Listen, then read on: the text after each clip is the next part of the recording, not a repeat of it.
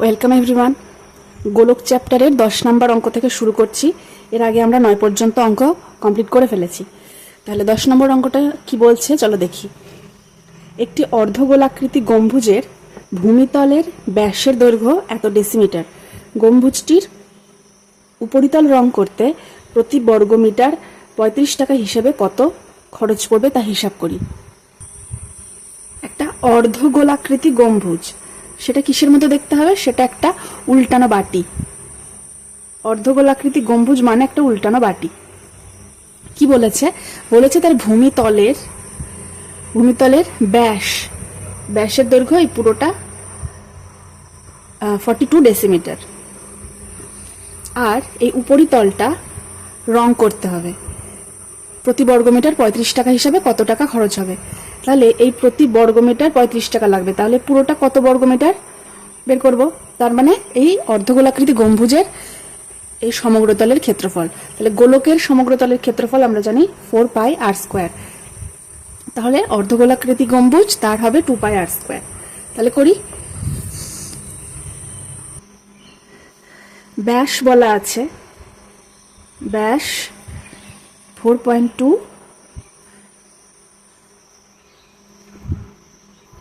ডেসিমিটারকে metre করলে 2 দিয়ে,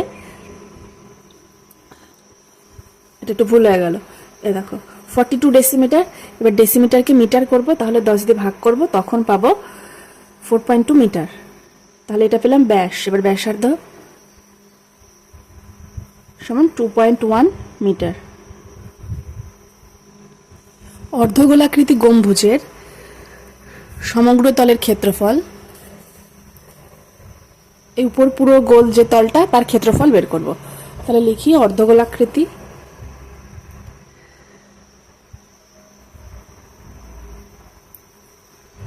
গম্বুজের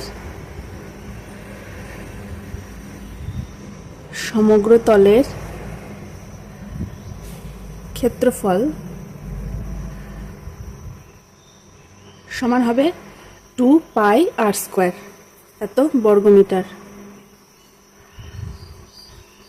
তাহলে মানগুলো বসিয়ে দিই। 22/7, আর এর মান 2.1 × 2.1, এত বর্গমিটার।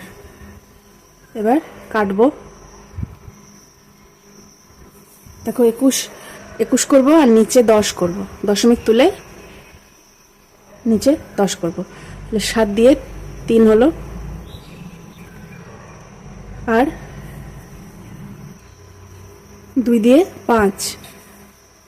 দেখো এটাতে 2 দিয়ে যাবে 11 হবে, এখানেও 2 দিয়ে যাবে 5 হবে। তাহলে উপরে 11, 3 আর 21, 11 গুণ 13 গুণ 21 বাই নিচে 25, এত বর্গমিটার। দেখো ক্যালকুলেশন করছি না, 11 গুণ 3 গুণ 21 যেটা উপরে ছিল সেটা রেখে দিচ্ছি, নিচে 25 একবারে গুণ করব। তাহলে গম্বুজটির উপরিতল রং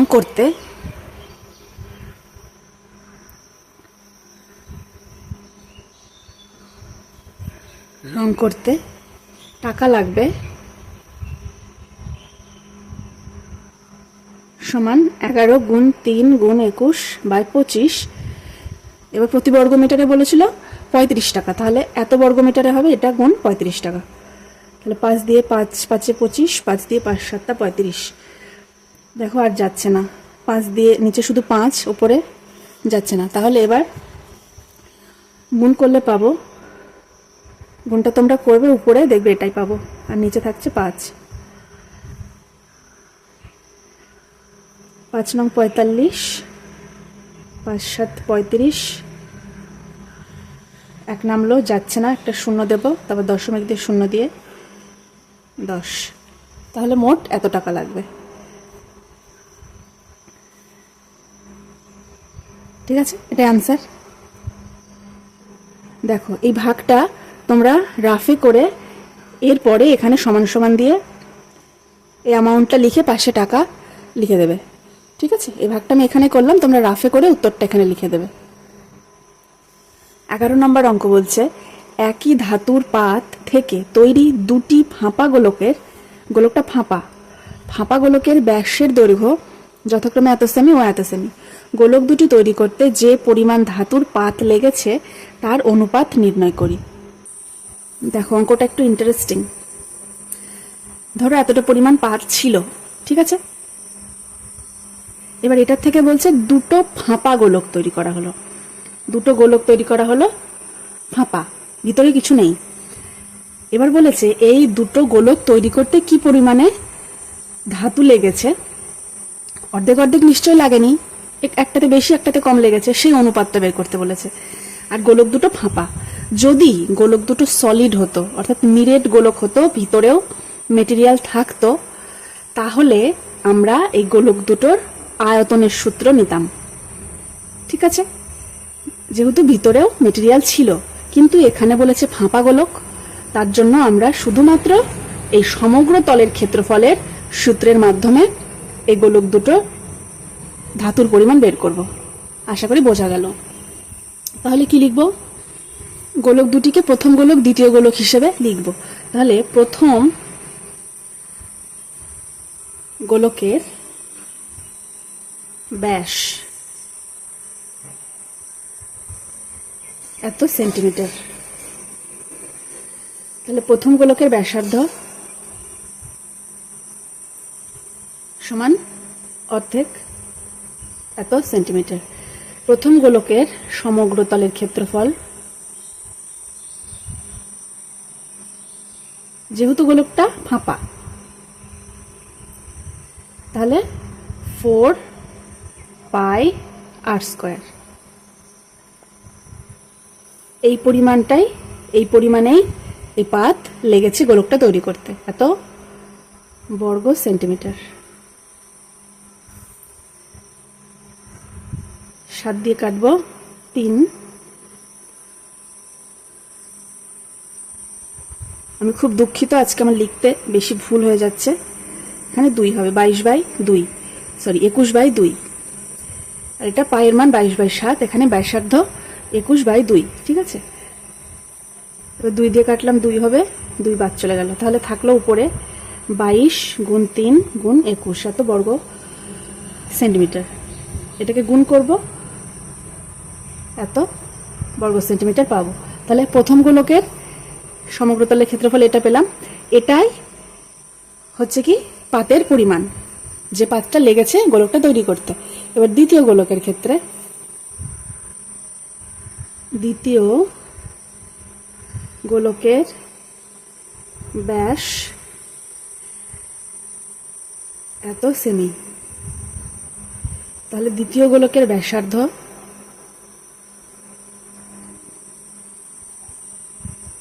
বাই 2 এত সেন্টিমিটার। দ্বিতীয় গোলকের সমগ্র তলের ক্ষেত্রফল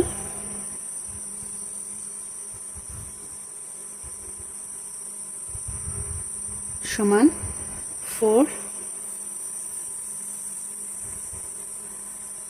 পাই আর স্কয়ার। 4 22/7 বাই 2/2, এত বর্গ সেমি।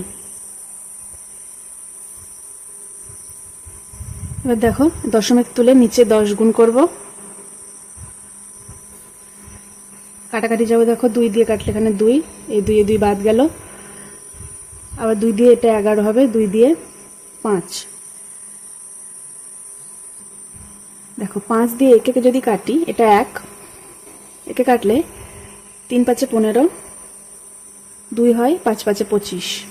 7 দিয়ে আবার 35কে কাটলে পাবো 5, 5 দিয়ে 10কে কাটলে পাবো 2, আর নিচে আর কিছু নেই, তাহলে নিচে থাকছে 2, উপরে 11, এটা, আর উপরের সব গুণ করলে পাবো এত বর্গ সেন্টিমিটার, ঠিক আছে। এবার লিখব প্রথম গোলকে পাতের পরিমাণ বাই দ্বিতীয় গোলকে পাতের পরিমাণ। প্রথম গোলকের জন্য পাতের পরিমাণ বাই দ্বিতীয় গোলকের জন্য পাতের পরিমাণ। প্রথম গোলকের জন্য ছিল এটা, দ্বিতীয় গোলকের জন্য এটা। এবার দেখো মনে মনে উভয়কে উপরে নিচে 2 দিয়ে গুণ করে দেবো। এখানেও 2 দিয়ে গুণ, এখানেও 2 দিয়ে গুণ। তাহলে এখানে 2 দিয়ে গুণ করলে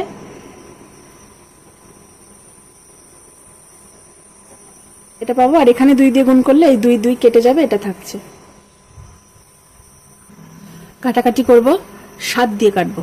7 দিয়ে কাটলে 3 7 21, 6 নামলো, 6 নামলে হলো 67, 7 9 63, 63 অর্থাৎ 7-এর নিচে হচ্ছে 3, তাহলে বিয়োগ করলে পাবো 4, 6 7 42। এটাকে 7 দিয়ে কাটবো, 7 দুগুণে 14, তারপর 7 7 7 49, 52 হবে, 52 নিচে 49, 3 নামবে, তারপর 5 7 35। ঠিক আছে, দেখো এই ধরনের অঙ্কগুলোতে আমরা একবার 11 দিয়ে ভাগ করে দেখব যে যায় কিনা। যদি যায়, একটা অনেক বড় সংখ্যা 11 দিয়ে যদি ভাগ যায় তাহলে অনেকটা ছোট হয়ে যাবে সংখ্যাটা। তাহলে 11 দিয়ে দেখো যাবে এটা। 11 দুগুণে 22, 7 থেকে 2 বাদ দিলে 5, 5 11 55। এটাতে দেখো 3 আছে 39, তাহলে 33, 3 11 33, 6 নামছে 6, 6 11 66। তাহলে আসলো 36/25। এবার উত্তর লিখব। উত্তর লিখেছি দেখো, গোলক দুটি তৈরি করতে যে পরিমাণ ধাতু লাগবে তার অনুপাত 36:25। 12, একটি ধাতব গোলকের উপরিতল এমনভাবে কেটে নেওয়া হলো যে নতুন গোলকের বক্রতলের ক্ষেত্রফল আগের গোলকের ঠিক অর্ধেক হয়। কেটে নেওয়া অংশের আয়তনের সঙ্গে অবশিষ্ট গোলকের আয়তনের অনুপাত নির্ণয় করি। দেখো আগে এই গোলকটা ছিল, ঠিক আছে। এবার গোলকটার উপরিতল এমনভাবে কেটে নেওয়া হলো, অর্থাৎ এই উপর থেকে তল কেটে ফেলা হচ্ছে, ঠিক আছে, চেঁচে তুলে ফেলা হচ্ছে। তুলে ফেলার পরে ভিতরে আর একটা গোলক বেরিয়ে পড়লো, সেটা ধরলাম এটা, ঠিক আছে। এই গোলকটা এখন পাওয়া গেল কিভাবে?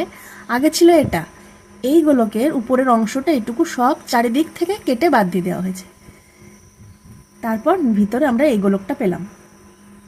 এবার বলেছে এখন যে নতুন এই গোলকটা পাওয়া গেল এর বক্রতলের যে ক্ষেত্রফল সেটা আগে যে গোলকটা ছিল তার অর্ধেক হবে, তার বক্রতলের ক্ষেত্রফলের ঠিক অর্ধেক এর। এর যদি 4πr² হয় বক্রতলের ক্ষেত্রফল এর, তাহলে তার অর্ধেক 2πr² হবে। আর কি বলেছে? কেটে নেওয়া অংশটা, যে অংশটা কেটে নেওয়া হয়েছে এই অংশটা তো কেটে বাদ চলে গেছে, এই অংশটার আয়তনের সঙ্গে এই অবশিষ্ট গোলকের আয়তনের অনুপাত কি হবে? তাহলে আমরা একটা জিনিস ধরে নিই, এই অংশটা, এই যে ছোট গোলকটা, নতুন গোলকটা, এর ব্যাসার্ধ ধরি, আর এবং আগে যে গোলকটা ছিল বড়টা তার ব্যাসার্ধ ধরলাম r1। এবার করি, প্রথমে যে গোলকটা ছিল সেটার নাম ধাতব গোলক ধরি, আর যেটা কেটে নেওয়ার পরে হলো সেটা নতুন গোলক। তাহলে ধাতব গোলকের ব্যাসার্ধ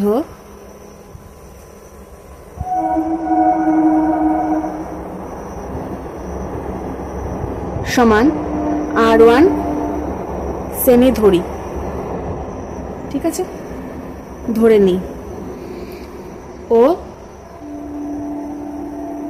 নতুন গোলকের ব্যাসার্ধ আর সেমি, এ দুটো ধরে নিলাম। এবার কি বলেছে দেখো, একটা শর্ত বলে দেওয়া আছে যে ধাতব গোলকের যা বক্রতলের ক্ষেত্রফল ছিল তার থেকে নতুন গোলকের বক্রতলের ক্ষেত্রফল অর্ধেক হয়ে গেছে। তাহলে ধাতব গোলকের সমগ্র তলের ক্ষেত্রফল কত দেখি, বা বক্রতলের ক্ষেত্রফল কত? ধাতব গোলকের বক্রতলের ক্ষেত্রফল সমান 4πr1² বর্গ সেমি। আর নতুন গোলকের বক্রতলের ক্ষেত্রফল সমান, এটা যেহেতু ব্যাসার্ধ তাহলে এর হবে 4 পাই আর স্কোয়ার বর্গ সেমি। এবার শর্তানুসারে পাবো আমরা, বলেছে ধাতব গোলকের যা বক্রতলের ক্ষেত্রফল তার অর্ধেক করলে এটা পাবো। এবার শর্তানুসারে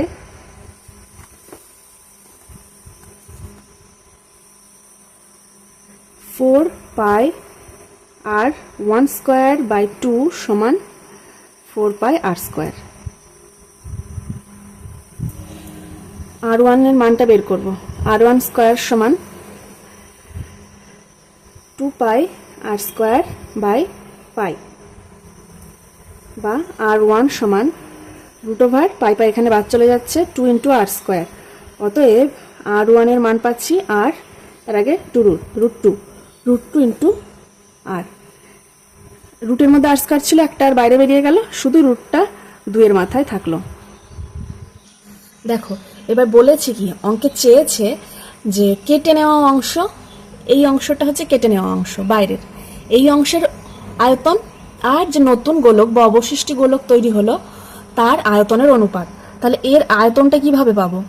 এই পুরো গোলকটার আয়তন থেকে যদি এই আয়তনটা বাদ দিয়ে দিই তাহলে আমরা এই অংশটা আয়তন পাবো, সেইটা ইস্টু এর আয়তন। তাহলে আমাদের এবার আয়তনের কাজ, অর্থাৎ 4/3 পাই আর কিউব। এটাকে মার্ক করলাম 1। তাহলে এবার লিখব কেটে নেওয়া অংশের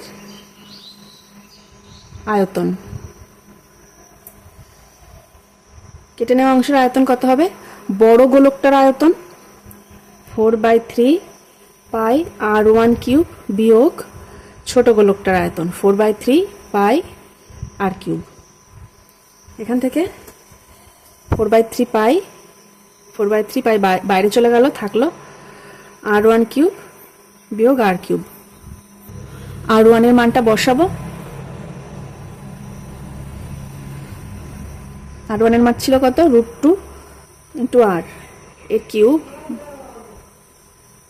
এরপর পাবো 4/3 পাই 2√2 ইন্টু আর কিউব বিয়োগ আর কিউব। 4/3 পাই, এখান থেকে আর কিউবটা বাইরে চলে আসছে, এখানে থাকছে এটা। তাহলে এটা কেটে নেওয়া অংশের আয়তন হলো। আর আরেকটা আমরা জানি অবশিষ্ট গোলকের আয়তন, সেটা 4/3 পাই আর কিউব। তাহলে এই দুটোর অনুপাত করবো এবার। কেটে নেওয়া অংশের আয়তন বাই অবশিষ্ট অংশের আয়তন। কেটে নেওয়া অংশের আয়তন এটা 4/3 পাই আর কিউব 2√2 - 1 বাই অবশিষ্ট অংশের আয়তন, অবশিষ্ট অংশ তার ব্যাসার্ধ ছিল আর, তাহলে 4/3 পাই আর কিউব। দেখো এই পার্টটা পুরোটা বাদ চলে যাচ্ছে, এখানে 4/3 পাই আর কিউব, এখানেও 4/3 পাই আর কিউব। তাহলে থাকছে 2√2 - 1 বাই 1। ঠিক আছে, এবার উত্তরটা লিখে দেব। কেটে নেওয়া অংশ ও অবশিষ্ট অংশের আয়তনের অনুপাত এটা, এটাই আনসার। 13 নাম্বার, 14 সেমি দৈর্ঘ্যের ব্যাসার্ধ বিশিষ্ট একটি ভূগোলক অর্থাৎ গ্লোব অক্ষটির বক্রতলে এত সেমি দৈর্ঘ্যের ব্যাসার্ধ বিশিষ্ট 2টি বৃত্তাকার ছিদ্র করা হয়েছে। ভূগোলকটির গোলাকার অংশের ধাতব পাতের ক্ষেত্রফল হিসাব করি। বলেছে গোলাকার অংশের ধাতব পাতের ক্ষেত্রফল, আর তার মানে যে অংশটায় যে ছিদ্র করা হয়েছে, বৃত্তাকার ছিদ্র রয়েছে দুটো, সেটা বাদ যাবে। এত সেমি ব্যাসার্ধের দুটো বৃত্তাকার ছিদ্র আছে, অর্থাৎ সেখানে ধাতব পাত নেই। এই ক্ষেত্রফলটা বের করে আসলে গ্লোবটার যা ক্ষেত্রফল তার থেকে বাদ দিলেই আমরা গোলাকার অংশের ধাতব পাতের ক্ষেত্রফলটা পাবো। দেখো 13 নম্বর অঙ্ক, গ্লোবে এরকম একটা অক্ষ থাকে। বলেছে অক্ষটা চারপাশে দুটো ছিদ্র, এই অক্ষর চারপাশে এখানে একটা ছিদ্র, এখানে একটা ছিদ্র গ্লোবের উপরে করা হয়েছে। গ্লোবটার ব্যাসার্ধ 14 সেন্টিমিটার, আর এই যে ছোট ছোট যে ছিদ্র দুটো রয়েছে তার প্রত্যেকটার এক একটার ব্যাসার্ধ হচ্ছে 0.7 সেন্টিমিটার। তাহলে এই যে ছোট ছিদ্র দুটো রয়েছে, এই দুটোর মোট ক্ষেত্রফল কত আগে দেখি। এত সেমি ব্যাসার্ধ বিশিষ্ট দুটি ছিদ্রের ক্ষেত্রফল। দেখো এই ছিদ্র তো এরকম, তার মানে এটা কি? এটা একটা বৃত্ত। তাহলে বৃত্তের ক্ষেত্রফলের সূত্র কি? পাই আর স্কোয়ার। পাই আর স্কোয়ার হচ্ছে এটা। এবার বলেছে দুটো, তাহলে 2 দিয়ে গুণ করে দেব, এত বর্গ সেমি।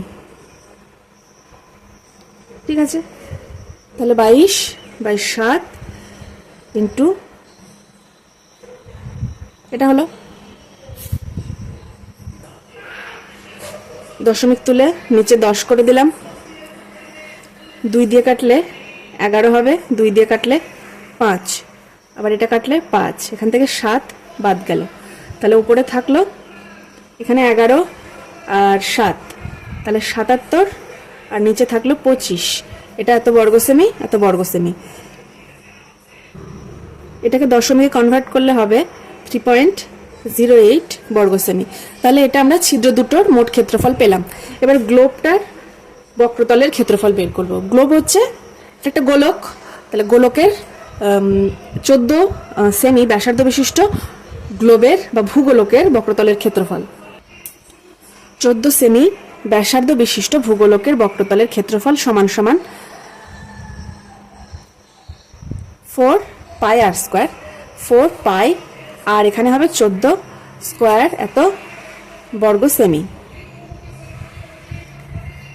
বা 4 × 22/7 × 14 × 14 এত বর্গ সেমি।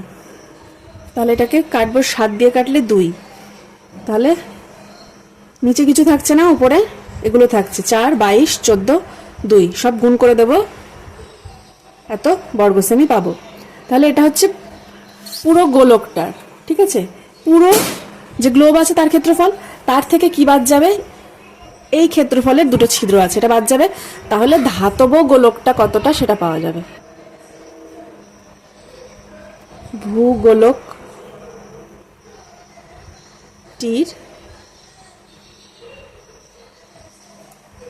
ধাতব পাতের, যেটা উত্তরে দেওয়া আছে, উত্তরে চেয়েছে, এখানে বলেছে কি গোলাকার অংশের, ভূগোলকটির গোলাকার অংশের ধাতব পাতের ক্ষেত্রফল, যেটা উত্তরে চেয়েছে সেই লাইনটাই আমি লিখলাম। তাহলে এটা বিয়োগ 3.08 এত বর্গমিটার, বর্গ সেন্টিমিটার।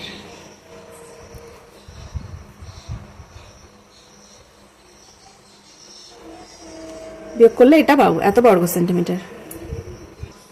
এটা আনসার। নেক্সট 14 নাম্বার, 8 সেমি দৈর্ঘ্যের ব্যাসার্ধের একটি নিরেট লোহার গোলককে গলিয়ে 1 সেমি দৈর্ঘ্যের ব্যাসার্ধের কয়টি নিরেট গুলি তৈরি করা যাবে হিসাব করে লিখি। এর আগেও একটা পেয়েছি আমরা অঙ্ক, সেখানে একটা গোলককে গলিয়ে ছোট গোলক তৈরি করা হচ্ছে। দেখো খুব সহজ, একটা বড় গোলক আছে, এটাকে গলিয়ে ফেলতে হবে, অর্থাৎ এর আয়তন। তারপর কি করতে হবে? ছোট ছোট গুলি তৈরি করতে হবে এটা দিয়ে। তাহলে এই লোহার গোলকটা প্রথমে গলিয়ে ফেলবো, তাহলে এর আয়তন পাবো, আর এর আয়তন বের করব। তাহলে এই গুলির আয়তন দিয়ে এর আয়তনকে ভাগ করলেই কতগুলো সংখ্যা পাবো, এদের সংখ্যা পাবো, মানে কতগুলো নিরেট গুলি তৈরি হবে সেটা পাবো। 8 সেমি ব্যাসার্ধের নিরেট গোলকের আয়তন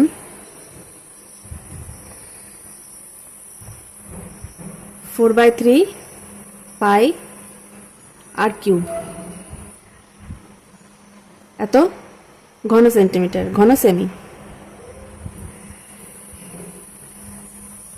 দেখো কাটাকাটি যাচ্ছে, কিচ্ছু কাটাকাটি যাচ্ছে না, তাহলে কিচ্ছু করবো না, এটাকে এইভাবেই রেখে দেবো।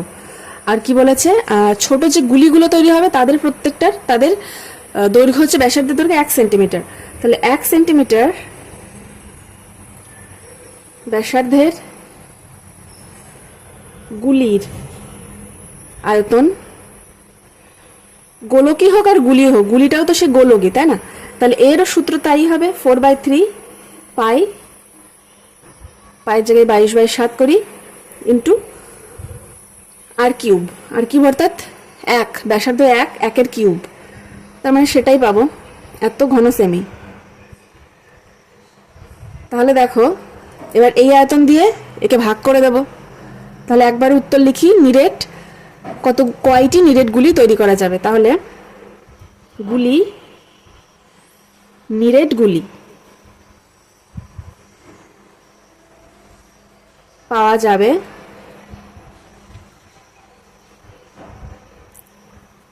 এই আয়তন বাই এই আয়তন। তাহলে 4/3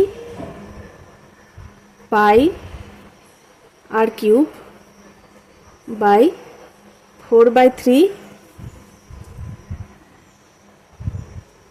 পাই আর কিউব, এটা তো 1, তাহলে এই পার্টটা বাদ চলে যাচ্ছে, থাকছে শুধু এটা, এত টি সমান 3টে 8 গুণ করলে পাবো 512 এত টি। তাহলে নিরেট গুলি পাওয়া যাবে 512টি, এটা আনসার।